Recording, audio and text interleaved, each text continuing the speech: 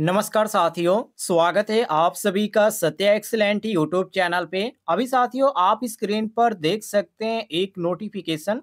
ये नोटिफिकेशन जारी किया गया है रेलवे रिक्रूटमेंट सेल, जो कि नॉर्दर्न रेलवे गोरखपुर की तरफ से जारी किया गया है, जिसमें आपको जो पोस्ट देखने को मिल जाता है स्काउट गाइड के पोस्ट देखने को मिल जाते हैं। जिसमें साथियों आप किसी भी राज्य के अंतर्गत आते हैं और इस पोस्ट पर अप्लाई करना चाहते हैं तो अप्लाई कर पाएंगे। मैं आपको बता दूं साथियों, ये नोटिफिकेशन जारी किया गया, आप इसका डेट देख सकते हैं।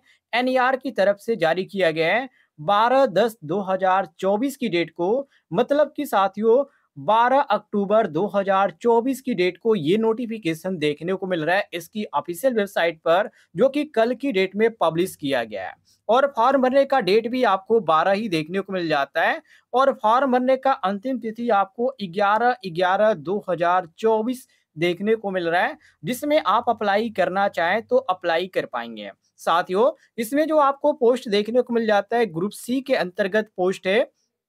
कुछ यहाँ पर आपको ऐसे भी पोस्ट देखने को मिल जाते हैं जो कि इसमें ग्रुप डी का भी पोस्ट आपको देखने को मिल जाता है। तो काफी अच्छी आपके लिए वैकेंसी है यदि आप अप्लाई करना चाहते हैं तो चलिए इसके बारे में आपको डिटेल में जानकारी देते हैं। क्या क्वालिफिकेशन मांगा जा रहा है, किन किन डॉक्यूमेंट की जरूरत पड़ने वाली है आपको। नीचे आ जाते हैं साथियों, तो यहाँ पर जो इसका जोन रखा गया है, अलग अलग यहाँ पर जोन रखा गया, जैसे कि आप देखिए रेलवे एंड यहाँ पर बनारस लोकोमोटिव वर्क रखा गया है, वाराणसी का यहाँ पर है। तो यहाँ पर आपको देखने को मिल जाता है वहाँ के भी कैंडिडेट फॉर्म को अप्लाई कर पाएंगे। ज्यादातर जो नजदीक है छात्र वही अप्लाई करेंगे।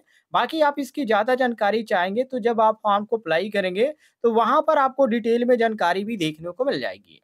अब यहाँ पर आपको यूनिट आपको दिखा देते हैं। देखिए यहाँ पर यूनिट और डिवीजन आपको देखने को मिल जाता है, जिसके यहाँ पर पहले नंबर पे एनई रेलवे है, इसके बाद दूसरे नंबर पे बीएलडब्ल्यू वाराणसी है, तीसरे नंबर पे इज्जत नगर डिवीजन एनईआर है, और इसके बाद चौथे नंबर पे लखनऊ डिवीजन एनईआर है, और यहाँ पर पांचवें नंबर पे वाराणसी डिवीजन एनईआर है।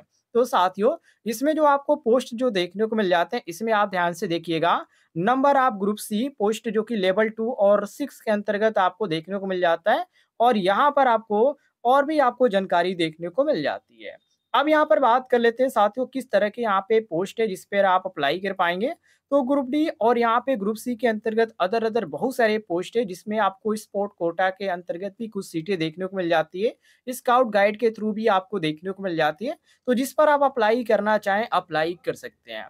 क्वालिफिकेशन की बात कर ले साथियों कि यहाँ पर क्या क्वालिफिकेशन रखा गया है, तो मैं आपको पहले ही बता दूं, जो कि पोस्टर के माध्यम से भी मैंने आपको बताया था कि इसमें 10वीं पास है आप तो अप्लाई कर पाएंगे।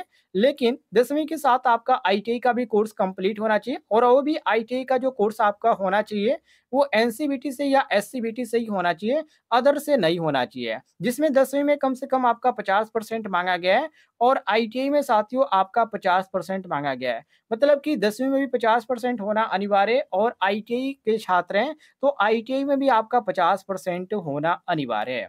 और यदि इसके साथ यदि आपने अप्रेंटिसशिप भी कर रखा है तो आपके लिए बल्ले बल्ले है, क्योंकि साथियों यहाँ पर आप अप्रेंटिसशिप कर लेते हैं और अप्रेंटिसशिप के तौर पे इस फॉर्म को अप्लाई करते हैं तो काफी आपको फायदा भी मिलने वाला है। तो इस चीज को भी आप ध्यान रखिएगा। यहाँ पर आप नीचे आ जाइए।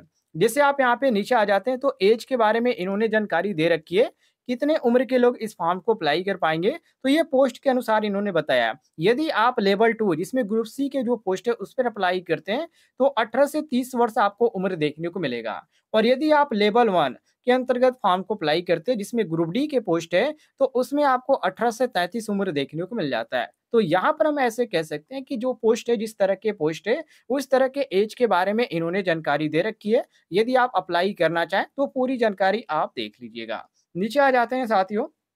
जैसे आप यहाँ पे नीचे आ जाते हैं तो यहाँ पर बताया गया कि कैसे आप इस फॉर्म को अप्लाई कर पाएंगे। तो साथियों इसका जो ऑफिशियल वेबसाइट है www.nerrailway.gov.in इसकी ऑफिशियल वेबसाइट है। आप कहेंगे तो मैं इस पर एक वीडियो बना दूंगा कि आप मोबाइल के द्वारा कैसे इस फॉर्म को अप्लाई कर पाएंगे। यदि आप चाहते हैं तो कमेंट में जरूर बताइएगा। अब यहाँ पर बात कर लेते हैं इसमें जो रखा गया है फीस, वो कितने रुपए फीस रखा गया है।